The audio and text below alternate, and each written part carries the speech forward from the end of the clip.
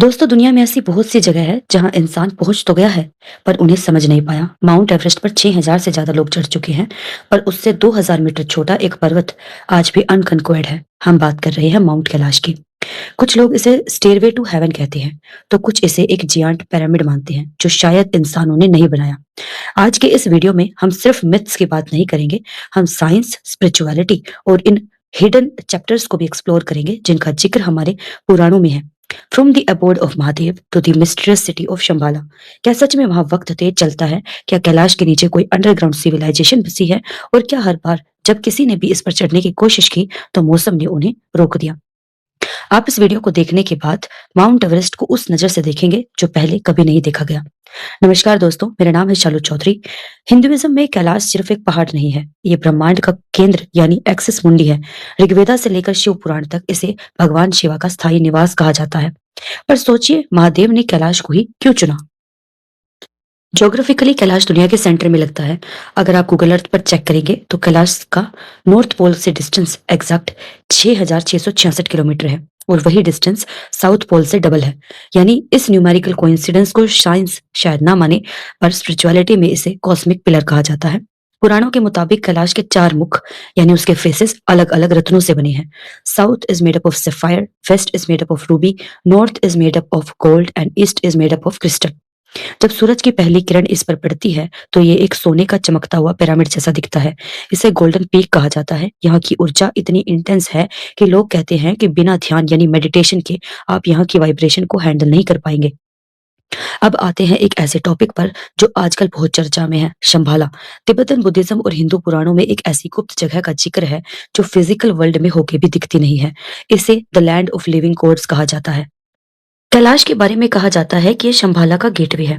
विष्णु पुराण के मुताबिक जब कलयुग अपने चरम यानी पीक पर होगा तब भगवान विष्णु के दशम अवतार यानी 10th अवतार कल्कि का जन्म इसी शंभाला में होगा।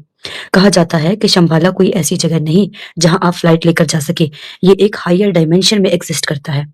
नाजी जर्मनी के हिटलर से लेकर सोवियत यूनियन के साइंटिस्ट तक ने शंभाला को ढूंढने के लिए एक्सपेडिशन भेजे थे। उनका मानना था कि वहां व्रिल नाम की एक एनर्जी है जो इंसान को इमोर्टल बना सकती है। देखिए, इंसान कितना पागल है इमोर्टल बनने के लिए। क्या कैलाश वो एंटीना है जो हमारी धरती को उस हायर डायमेंशन से जोड़ता है? कुछ एक्सप्लोरर का दावा है कि कैलाश के पास उन्हें ऐसी लाइट बीम्स दिखी हैं जो अचानक गायब हो जाती हैं। तो क्या ये शंभाला के निवासी हैं? अब एक सवाल जो सबके दिमाग में आता है, एवरेस्ट की जो हाइट है वो है 8848 मीटर। उस पर लोग सिलेंडर ऑक्सीजन सिलेंडर लेकर चढ़ जाते हैं, लेकिन कैलाश की जो हाइट है वो तो 6638 मीटर है। तो उस पर क्यों नहीं चढ़ सकते? इसके पीछे तीन बड़े रीजंस हैं। पहला जियोलॉजिकल, दूसरा पॉलिटिकल और तीसरा स्पिरिचुअल।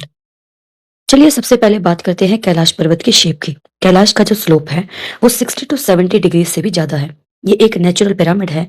इस पर चढ़ने के लिए जो ग्रिप चाहिए वो मिलना नामुमकिन है क्योंकि ये पहाड़ पर पेचुअली चेंजिंग है। यहाँ हर घंटे बर्फ गिरती है और रास्ता बदल जाता है। Number two is magnetic anomaly. कई क्लाइंबर्स ने बताया है कि कैलाश के पास कंपास काम करना बंद कर देता है। आप नॉर्थ जाना चाहेंगे और कंपास आपको साउथ दिखाएगा। Number three is respect. दुनिया के सबसे बड़े माउंटेनियर रेनल्ड मैसनर को 1980s में परमिशन मिली थी, लेकिन उन्होंने मना कर दिया। उनका कहना था कि अगर हमने इस पर्वत को भी जीत लिया तो हमने इंसानियत की एक बड़ी निशानी को खो दिया। कुछ जगह अनटच्ड ही अच्छी लगती है। आपने सुना होगा कि कैलाश पर 12 घंटे बिताना 2 हफ्ते के बराबर है। लोग कहते हैं कि वहां बाल और नाखून इतनी तेजी से बढ़ते हैं कि आप हैरान रह जाएंगे। इस क्लेम को पॉपुलर किया था रशियन डॉक्टर अर्नेस्ट मल्दशेव ने। उनका कहना था कि कैलाश एक मैन मेड पिरामिड है जो 1 मिलियन साल पहले बनाया गया था। उन्होंने कहा कि कैलाश के अंदर सती यानी हाईएस्ट एनर्जी का वास है जो कि एजिंग प्रोसेस को फास्ट कर देती है। लेकिन दोस्तों, साइंस का क्या कहती है? साइंस के हिसाब से हाई ऑल्टीट्यूड पर यूवी रेडिएशन ज्यादा होती है और ब्लड सर्कुलेशन फास्ट होता है जिससे सेल्स थोड़ा जल्दी रिएक्ट करते हैं। पर टाइम ट्रेवल जैसी बातों का कोई सॉलिड प्रूफ नहीं मिला। फिर भी वहां के लोकल्स आज भी मानते हैं कि जो लोग मानसरोवर लेक में नहाकर कैलाश की परिक्रमा करते हैं उनकी बॉडी का ऑरा पूरी तरह बदल जाता है। कैलाश के चरणों में दो ऐसी झील हैं जो पूरी दुनिया के जियोलॉजिस्ट के लिए एक पहेली बनी हुई है। एक तरफ है लेक मानसरोवर जिसका पानी मीठा है, उसे हम फ्रेश वाटर लेक कहते हैं और जो हमेशा शांत रहती है। इसे लेक ऑफ द गॉड्स कहा जाता है। और ठीक उसके बगल में सिर्फ एक पतली सी जमीन की लकीर से दूर है राक्षस ताल। इसका पानी खारा है, सोल्टी है और यहाँ हमेशा तेज लहरें चलती रहती है। यहाँ ना कोई मछली होती है ना कोई पौधा। इसे लेक ऑफ द डेमन्स कहा जाता है। पुराणों के मुताबिक मानसरोवर सूरज यानी लाइट का सिंबल है और राक्षस ताल चांद का यानी डार्कनेस का। ये दोनों झील इंसानी मन के दो पहलुओं को दर्शाती हैं, न पॉजिटिव और नेगेटिव थॉट्स। कहते हैं कि रावण ने इसी राक्षस ताल के किनारे बैठकर महादेव की तपस्या की थी। साइंस कहती है कि राक्षस ताल एक एंडोहरिक लेक है, यानी इसका पानी बाहर नहीं निकलता, सिर्फ इवेपोरेट होता है, जिस वजह से सोल्ट कंटेंट बढ़ जाता है। वहां मानसरोवर ग्लेशियर से कंटिन्यूअसली फ्रेश वाटर रिसीव करती है। पर हैरानी की बात यह है कि दोनों इतने पास होने के बावजूद कभी एक नहीं होती। ये ड्यूअल नेचर ही कैलाश को बैलेंस ऑफ यूनिवर्स बनाता है। दोस्तों, इंटरनेट पर एक वीडियो बहुत वायरल होता है कि कैलाश कोई नेचुरल पहाड़ नहीं है, बल्कि एक जियांट पिरामिड है। रशियन साइंटिस्ट ने दावा किया था कि इसका स्ट्रक्चर इतना परफेक्ट है कि इसे नेचर नहीं बना सकती। लेकिन जियोलॉजिस्ट इससे अलग नजर से देखते हैं। वो कहते हैं कि कैलाश सेडिमेंट्री रॉक से बना है, जो कि टेक्टोनिक अपलिफ्टमेंट और ग्लेशियल इरोजन की वजह से ऐसी शेप ले चुका है।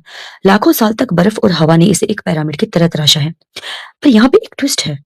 अगर ये सिर्फ एक पहाड़ है, तो नासा के सैटेलाइट्स ने यहाँ एनर्जी वोर्टेक्स क्यों डिटेक्ट किए? कई एस्ट्रोनॉट ने दावा किया है कि स्पेस से कैलाश एक चमकते हुए बेकन यानी लाइट हाउस की तरह दिखता है।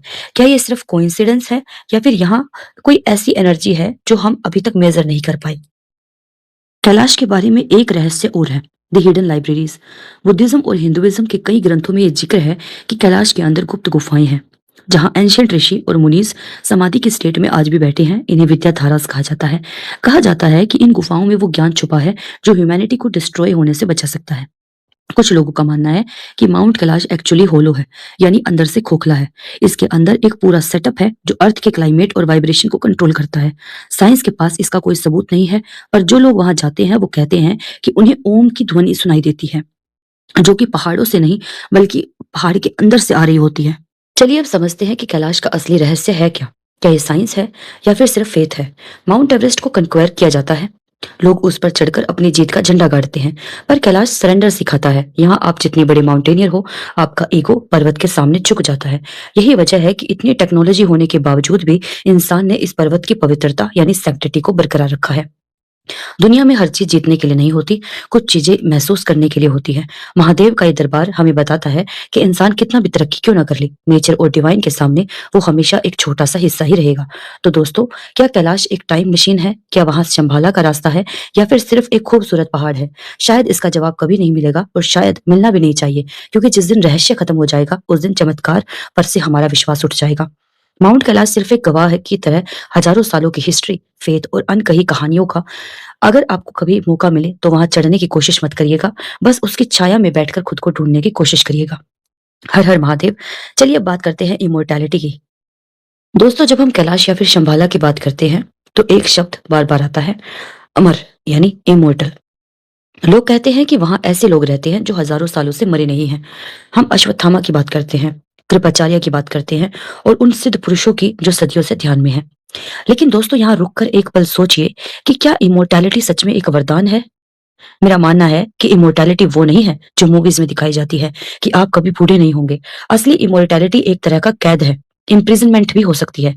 सोचिए, अगर आप अमर हैं तो आपने अपने सभी अपनों को मरते हुए देखा है, अपनी सदियां गुजरती देखी हैं, पर आप वहीं रुके हुए हैं। इमोर्टैलिटी डिवाइन तब तक है जब तक वो ज्ञान यानी नॉलेज के रूप में है, पर फिजिकल बॉडी में ये एक बोझ यानी एक बर्डन बन सकता है।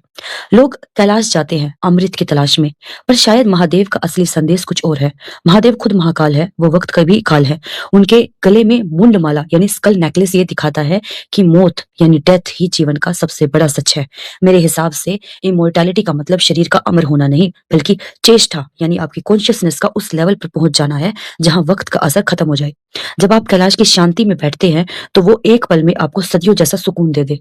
वही असली इमोर्टैलिटी है, वो पल जहां मैं यानी ईगो खत्म हो जाए और सिर्फ अनंत यानी इनफिनाइट बचे। इसीलिए कहते हैं कि संभाला हर किसी को नहीं दिखता, क्योंकि वहां वही जा सकता है जिसने जीते जी मरना सीख लिया हो, यानी जिसने अपने मोह माया और ईगो को त्याग दिया हो। तो जब हम कहते हैं कि कैलाश के अंदर इमोर्टल बीइंग्स रहते हैं, तो शायद वो कोई एलियंस या फिर भूत प्रेत नहीं है। वो लोग हैं जिन्होंने वक्त को जीत लिया है, उन्होंने समझ लिया है कि अमर होना शरीर को बचाना नहीं, बल्कि अपनी आत्मा को उस परम शक्ति में यानी शिवा में विलीन करना कर देना है। साइंस शायद डीएनए एडिटिंग से उम्र बढ़ा ले, पर वो अमरत्व यानी इमोर्टैलिटी कभी नहीं पा सकती, जो कैलाश की हवाओं में महसूस होती है। क्योंकि साइंस वास्तु मैटर को देखती है और कैलाश भाव यानी हमारे इमोशन को देखता है। दोस्तों, इमोर्टैलिटी की बात करते वक्त मुझे एक बहुत ही मशहूर कैरेक्टर की याद आती है, जांग चिलिंग, जिन्हें फैंस शागा के नाम से जानते हैं द लोस्ट टॉम्ब सीरीज में। ये एक चाइनीज सीरीज है। नानपाई शांसू इसके राइटर हैं। ग्रेव रोबर क्रॉनिकल्स के नाम से ये एक नॉवल है। वो एक ग्रेव रोबर्स हैं, पर उनका सच उससे कहीं गहरा है। वो अमर है, वो सदियों से जिंदा है और उनका शरीर कभी बूढ़ा नहीं होता। पर क्या आपने उनकी आंखों में वो दर्द देखा है? जांग चिलिंग की इमोर्टैलिटी एक वरदान है, एक वरदान नहीं बल्कि एक बोझ है। उन्हें एमनेशिया यानी भूलने की बीमारी है। वो हर कुछ साल में अपनी पहचान भूल जाते हैं। ये शायद नेचर का एक तरीका है उन्हें बचाने का, क्योंकि सदियों की यादें एक इंसानी दिमाग नहीं झेल सकता। जांग चिलिंग का मकसद क्या है? एक अल्टीमेट रहस्य की रक्षा करना, एक बड़े दरवाजे के पीछे। ठीक उसी तरह कहा जाता है कि कैलाश और संभाला के रक्षक यानी प्रोटेक्टर्स भी वही इमोर्टल गार्जियंस हैं। वो लोग जो दुनिया की नजरों से दूर हैं, जो किसी से बात नहीं करते, जो बस वक्त के गवाह बनकर खड़े हैं। जांग चिलिंग की तरह कैलाश के गार्जियंस के पास भी शायद कोई इमोशन नहीं बचा होगा। जब आप अमर होते हैं तो आप रिश्तों से ऊपर उठ जाते हैं। आप किसी से दोस्ती या दुश्मनी नहीं करते, आप बस एक ड्यूटी यानी धर्म में बंध जाते हैं। मेरा मानना है कि इमोर्टैलिटी का सबसे बड़ा साइड इफेक्ट है एक्सट्रीम लोनलीनेस। सोचिए, अगर आप कैलाश के अंदर सदियों से हैं तो आपने बाहर की दुनिया को बदलते देखा है, एम्पायर्स को गिरते देखा है, अपनों को खोते देखा है। एक पॉइंट के बाद आप इंसान नहीं रहते, आप एक स्टैट्यूट बन जाते हैं।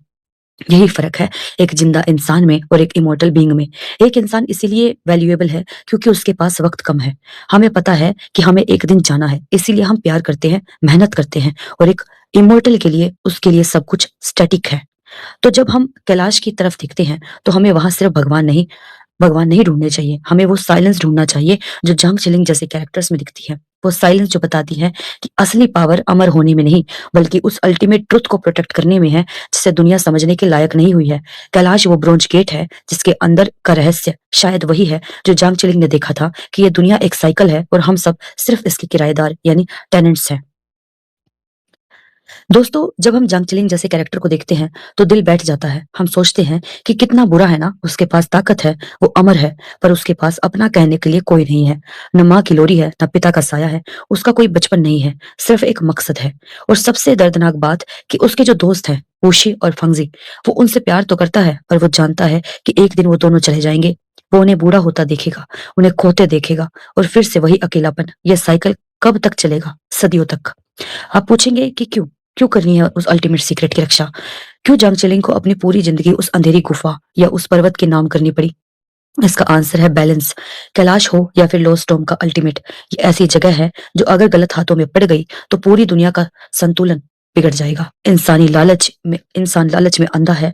अगर हमें अमर होने का रहस्य या फिर हायर डायमेंशन की पावर मिल गई तो हम खुद को ही खत्म कर लेंगे। जांग चिलिंग की कुर्बानी इसीलिए है ताकि हम जैसे आम लोग सुकून से सो सकें। वो आइडेंटिटी लेस इसीलिए है क्योंकि जब आप पूरी दुनिया को का बोझ उठाते हैं तो आप खुद का नाम भूल जाते हैं। कैलाश के गार्जियंस के साथ भी यही होता होगा। लोग कहते हैं कि वहां सिद्ध पुरुष है, पर सोचिए उनकी पीड़ा, उनके पेन के बारे में। वो इसीलिए नहीं बैठे कि उन्हें मजा आ रहा है, वो इसलिए बैठे हैं क्योंकि उन्हें ज्ञान को प्रोटेक्ट करना है लालच से। ये एक जिम्मेदारी है जिसमें कोई थैंक यू नहीं मिलता, कोई मेडल नहीं मिलता, आप बस एक साइलेंट सेंटिनल बनकर रह जाते हैं। तो जब आप माउंट कैलाश को देखते हैं तो सिर्फ उसकी ऊंचाई मत देखिए, उस अकेलेपन को महसूस करिए जो वहां सदियों से है। वो पर्वत हमें सिखाता है कि सबसे बड़ी शक्ति जीतने में नहीं बल्कि समर्पण में है। जांग चिलिंग और कैलाश का कनेक्शन यही है। दोनों ही दुनिया के लिए जरूरी है, पर दोनों ही दुनिया से बहुत दूर, बहुत अकेले हैं। दोस्तों, आखिर में मैं सिर्फ इतना कहूंगी कि इमोर्टैलिटी कोई तोहफा नहीं है बल्कि एक इम्तिहान है, और माउंट कैलाश उस इम्तिहान का सबसे बड़ा सेंटर है। अगर आपको लगता है कि आपकी लाइफ मुश्किल है तो उनके बारे में सोचिए जो सदियों से सिर्फ एक रहस्य की रक्षा कर रहे हैं, बिना ये जाने कि वो खुद कौन है। So stay curious, stay humble. अगली बार जब आप आसमान में तारे देखें या फिर कैलाश को फोटो में देखें तो उन साइलेंट गार्जियंस के लिए एक पल का सम्मान यानी रिस्पेक्ट जरूर रखिएगा। हर हर महादेव।